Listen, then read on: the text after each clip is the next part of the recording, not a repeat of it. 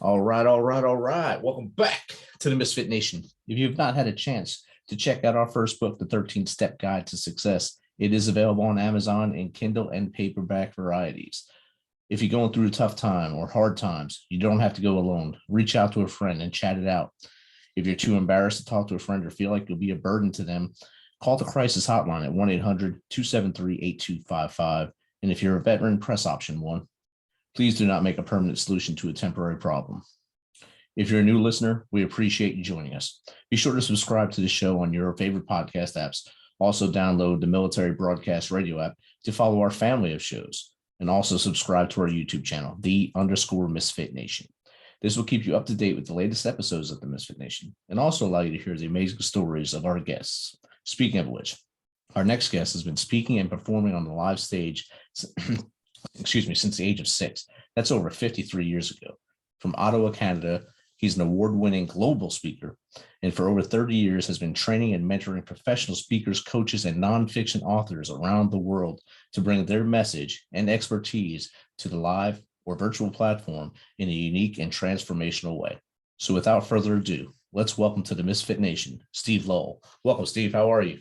I'm great, Rich. Thanks so much for having me on. This is great. It's a great world we live in where we can reach out and find people across the world without having to pay for big plane tickets or send expensive packages to find people. Now, the digital world makes it a lot easier for guys like me and you to connect over just basically a click of a button. Yeah, you bet. It's been really great over this last 2 years as the world has changed and new challenges have popped up for, guys like me who earn a living standing in front of audiences and speaking, and but now this is, my audience now is a, little green light on the camera. A little green light. How are you? Yeah. So Steve, if you don't mind, tell us a little bit about yourself and how you got in. I mean, I don't want to go all the way back to the age of 6 when you started on the live stage, but as far as back as you want to go to where we are now and how you got this drive and passion to do this. Yeah, sure. Well, why don't we go back to the age of 6? Okay. So at the age of 6, I was like a little guitar player. I was a little skinny guy, big glasses, and I was a little itty bitty guy playing this big guitar. I could barely reach across it. But I started performing at the age of 6. And part of performing is you got to talk to the audience, you got to speak. And so by the time I was in my teens, I had my own band and we were touring the country and I was the front man in the band. And then in my 20s, early 20s, maybe 19, 20, something like that, I saw a video of a guy named Zig Ziglar. And, I'd never heard of him before, but I saw this video and I thought, this is great. I mean, here's a dude, he's on this stage. His audience isn't drunk. He's got no bandmates that are doing drugs. He's got no equipment, just him and a microphone, and he's having a great time. I thought, I want to do that. So I joined some training programs in some companies, and I learned how to speak, and then I became a professional speaker, and then I started training professional speakers. And for the last 35 years, I've been training elite professional speakers, coaches, speakers, trainers, consultants, all across the world. And that's how I got into it. Wow. I mean, it's a quick journey from 6 till now is a quick move from playing the guitar. I can just picture like in a movie like The Interview where they have the Korean boy playing the guitar for the audience and he's real small with that huge guitar playing. That was how I was picturing when you were saying that. So excuse me if that makes feel weird, but that's what I thought of. Yeah. Well, I mean, it sounds like a quick journey when you tell it. But right. A lot of stuff happened in those years. I mean, I'm 60, so a lot of I've been on the stage now. What's that? That's 54 years. So a lot of things have happened in 54 years. Well, a lot of things have changed, and still people are still the same. They just have different ways of being the same now. So, what was your biggest, your biggest audience you've ever spoken in front of, and how did you get that booking? Oh boy. I don't know what the biggest one is, several thousand, 8, maybe 10,000, something like that. And there's been a few of those because part of my journey is I'm past president of what's called the Canadian Association of Professional Speakers. And there are associations like that all around the world. And so I'm president now of something called the Global Speakers Federation. And so as part of all of that journey, being with the associations and running my business and connecting with big players in the speaking business, like Jack Canfield and some others, I've had the opportunity to be in front of some large audiences, and it's been really great. I bet the energy you feel when you're talking to the live audience is is amazing. You can feel the give and take when looking into the eyes and the movement of the audience. And then when you said like earlier before looking at the green light now, it's got to be a little disheartening knowing how many people you were able to be in front of. And I mean, you're still in front of a lot of people, but you can't really gauge what's going on. How does that feel?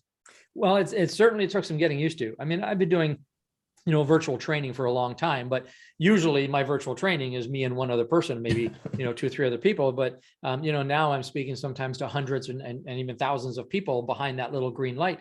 But on, the thing is with some platforms like Zoom, I can see a lot of them, right? So I've got, you can't see it here. I'm in my studio right now, but I got kind of TVs all over the place here. So I can set it up so that I can see everybody, and at least a lot of them. And so that gives it, a little bit of energy. I can look around and I can engage with people somewhat, but it's true.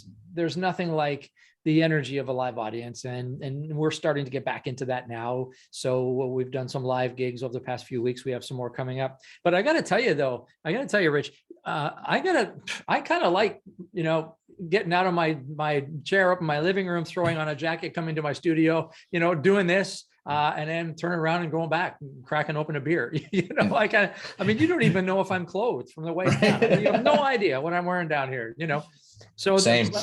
Yeah, same, right? Yeah, same. So, but it's good. It's gotten really, I'm comfortable with it now. I do miss the live audience, but what's really interesting is if an organization is going to pay me to speak, they're going to pay me a lot more to get on a plane and give up 2-3 days of my time to go to their place and do all that. So they're going to pay me a lot more to do that than to do this. And frankly, we do quite well like this. So I'm really digging it. I really like it. And I think that's one of the perks of doing the studio from home, because you open one door, you're in your studio, you close that door, you're right back and watching TV, or like you said, drinking a beer. Now for me downstairs, I have my bar, pop open a beer or drink some bourbon and hang out, and then come right back to the studio. It's always fun. Yeah. So on your bio, it says think differently plus think differently equals sell more. Can you explain that a little bit? Yes. So a lot of my work, Rich, is really with entrepreneurs, coaches, consultants, authors, nonfiction authors, speakers, and what I've found is, they all have something to sell. And so when you talk to an entrepreneur, especially speakers, coaches, trainers, authors, consultants, that group, they all kind of look and sound the same. And even though in their mind they're different, to the world out there, they look and sound kind of the same. And so my work is to teach them how to think a little bit differently about their market, about their audience, about their prospects and their clients, and think about their needs a little differently, and then speak differently to those needs than everybody else. So it's just a matter of changing the way they think a little bit, changing the way they speak a little bit, and it makes a big difference in the results. I'll give you an example. One of the things I'll do is, when I'm in front of an audience, either a virtual audience or a live audience, I'll often ask this question. I'll say, put up your hand if you or somebody is in the market for a tennis instructor. And, and usually no hands go up. Like, I'll ask you, Rich, do you know anybody who's in the market for a tennis instructor? I do not. Yeah, no, you don't, right? But something, I'm going to guess that you do. I'm going to guess that either you yourself or somebody is in the market for a tennis instructor right now. And this is what I tell the audience, right? And I play it up a little, if I say, there's 200 people here, I'm going to guess 50 of you are either in the market for a tennis instructor right now, or somebody who is. And so then I tell him about this guy named Brian. And Brian came to me about 18 years ago, and he said, Steve, I'm going to all the networking groups, I'm talking to all the people, I'm taking up all the business cards, making all the phone calls. And he said, I'm not getting the business that I need. I said, well, Brian, what do you do? He said, well, I'm a tennis instructor. And so we see what the market is for tennis instructors. I've asked that question, Rich, to audiences all over the world, and no hands ever go up, right? But what we taught Brian was, just to think a little bit differently about his market and speak a little bit differently about himself can really make a difference to how he's perceived by that audience. And so if you saw Brian today and you said, Brian, what do you do? He'd say something like this. He'd say, well, you know how sometimes kids have so much energy, they're bouncing off the walls, and the parents get so frustrated because they have no idea what to do with these kids. He'd say, well, what I do is I take kids of any age, I bring them on a tennis court, I absolutely exhaust them, and then I hand them back to their parents. And then I ask the audience, Put up your hand if you know somebody who might be in the market for a tennis instructor. And all of a sudden, all of these hands go up, right? And so the point is that just by changing the way you think about what you're presenting and changing the way you present it just a little bit, and often mean the difference between I'm not interested and tell me more. Right. And it'll boost that sale without it. Just change your perspective. We'll make the sale a lot easier for you and for the person that you're trying to help out as well. Yeah, that's outstanding. My granddaughter can definitely use some tennis lessons, I guess. Yeah, you see, and all of a sudden, you know somebody, right? Yeah. Outstanding. So you said you work with a lot of authors and consultants and such. Should the author feel like they're going broke trying to sell their book, or should they make their book sell them? Yeah, you see, this is a big thing. And I'm an author, and I made this mistake on my first book that I wrote. I thought, I'm going to write this book. I'm going to sell a bazillion copies, and I'm going to be one of the richest men in the world. And of course, that didn't happen. And I think my mom bought one, and I think that was about it. So I meet so many, because of the line of work that I'm in. I meet so many nonfiction authors because, coaches and thought leaders and all these people, they all write books. They're told to write books, write a book, and that's not bad advice. It's good advice to write a book. But there's this misconception among so many of them that writing the book, is the hard part. And once the book is written, you just put it up on Amazon and people are going to buy it. And that's just not the reality for 99.9%, of people who write books now. Unless you're lucky enough to get picked up by a major publisher, and then you may have a chance of making some money with your book. But generally, people don't make money with their book, and they try to. And then what happens is they start doing things like paying for Facebook ads and and other social media ads, and they run campaigns, and they do all kinds of they drive themselves nuts just to get people to buy a $20 book. And so what I found is the value in the books for me was not about selling the books. The value in the books was about using the books to drive traffic to me as a coach and then get them into my high ticket coaching programs. So that there's a strategy I built around that about how do you actually take the book that you've written and position it as a lead magnet to you. And you take those people that come in, service them in a certain way, and then sign them up into whatever high ticket programs you've got. Definitely. And with my first book, it was a challenge to write it. I was challenged to write it based off of posts I made during the first year of the pandemic, which was based off every month I'd make a post saying, welcome to this level of Jumanji. Because, each month there was something more crazy going on and you made it to this level. So my daughter said, why don't you just put that into a book? And that's what I did. That's how I came up with the 13-step guide to success. Yeah. There's 13 steps because I added one at the last month, and that made it the book. But I never went into it thinking I'm going to be a millionaire. I just went into it because she challenged me and to get the voice out, at least get one person to read it. And my dad did buy it. He was the first person to buy it, and I signed it for him. So that made me feel great. Good. That's cool. Well, that's interesting because my first book was kind of forced as well, because I was working with so many authors. 98% of my clients were authors, because authors, they write the book and then they want to get out and speak. And I was a speaker coach for many years, and I still am. And so I was working with all of these authors, teaching them how to take their message and bring it to the platform. But the problem was I always felt a little bit out of place with that group because I wasn't an author. I didn't have a book. And so I thought, well, I better write the book. And so I wrote the book and got it just sort of, got it done. And there it is. And so I've done 3 books now, and now I'm getting pressure to write another one. So I'll probably have to do that too, Okay, I'll do it. Yeah, fine. I'll write the book. I don't really enjoy writing. I don't know about you, Rich, but I don't really enjoy writing that much. And I enjoy it once I get into it, but getting into it, I find is really difficult to get me. How do you do it? Like, do you enjoy writing? Did you like writing your book? I did actually enjoy writing it. I wrote blogs for a while, and throughout my career in the military, I always write down what we were doing, what we did that day, so I'd remember in case something happened to you and other people can read it as well. So again, I think the challenge to write that one was to write it for others to see it. That was the only real challenge, but I enjoy writing, and I'm doing my doctorate right now, so I do a lot of writing for that, and that's different. That's different writing. That's really forced writing, and academic writing is a lot different than just writing. But I do enjoy it. I take time out at least every day to write at least a couple pages here, or maybe 10 pages at a time. You said that you were writing while you were in the military and sort of journaling what was going on. And that's a really good thing to do, because I'll tell you, I spent a lot of years on the road with the band, and we played in places, but there's no reason for anybody to ever go there unless they're in the band playing there. And so we used to have so many strange things happen to us on the road, as I'm sure a lot of things happened to you, in the military. But what we used to tell people is, we'd have to lie to you about those stories because you would never believe the truth. Just so many weird things, but we never journaled. And looking back on that, I thought, I so wish that I had been aware enough to journal those experiences, because there would have been, some really great stories that would have been recorded there. But I just never really enjoyed writing, and I just never did it. I wish now that I had.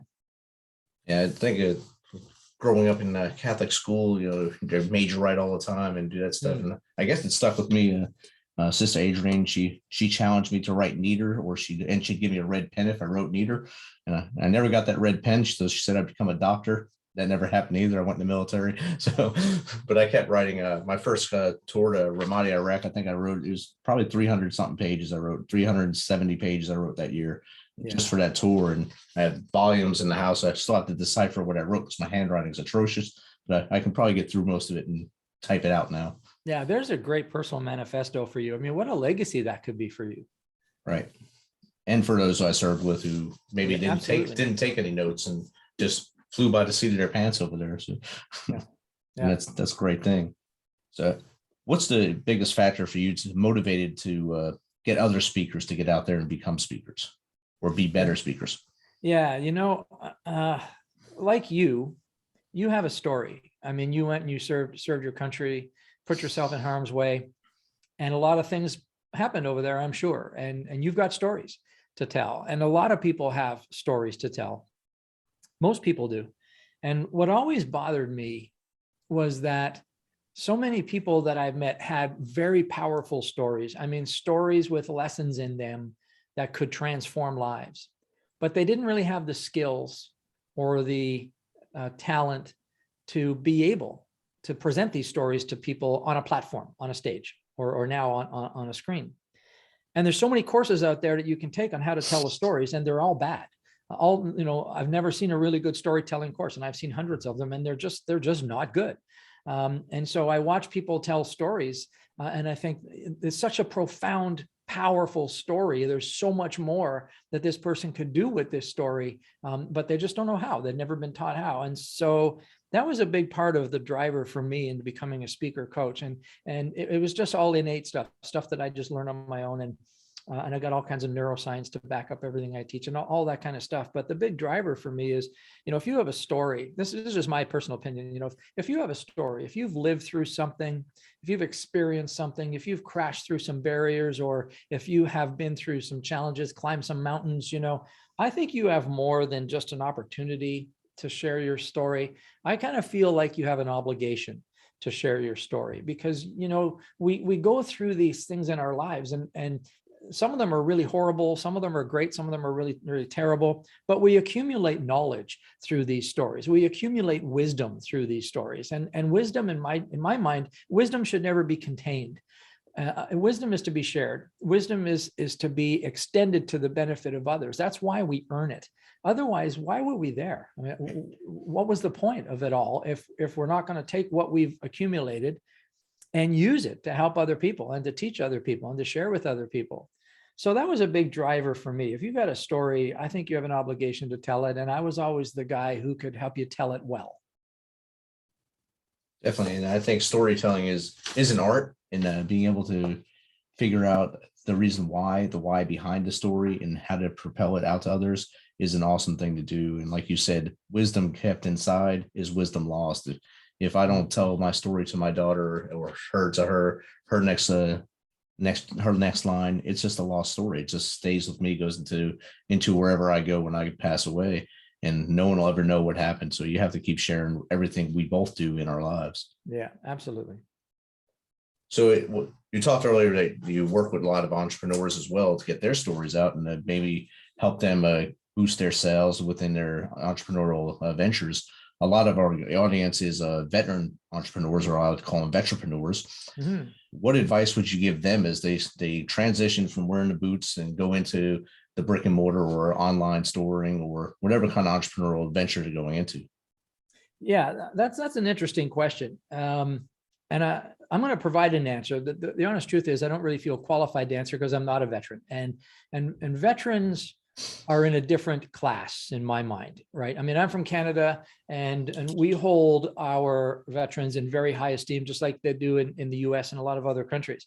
So there's a different level of honor to the veteran audience. And so I often feel unqualified to guide them because they're in a class of their own, that they really are. But what I would do is say this, you know, if you've got a passion that you have derived because of your service, if you've become attached to a cause, if you've become attached to a legacy that you're trying to leave, if you are changed in some way because of your service, then consider turning, that passion into something that you can monetize. I see a lot of veterans, even, in my world, they come from the service, and then they'll go on and they'll do other things that are not related to what they learned in the service. And that's okay. But a lot of them have something inside of them that they've earned from the service. And I think if you can take whatever that is that you've earned through that experience and find a way to monetize that, because there's always a way to monetize things, that would be the advice that I would give.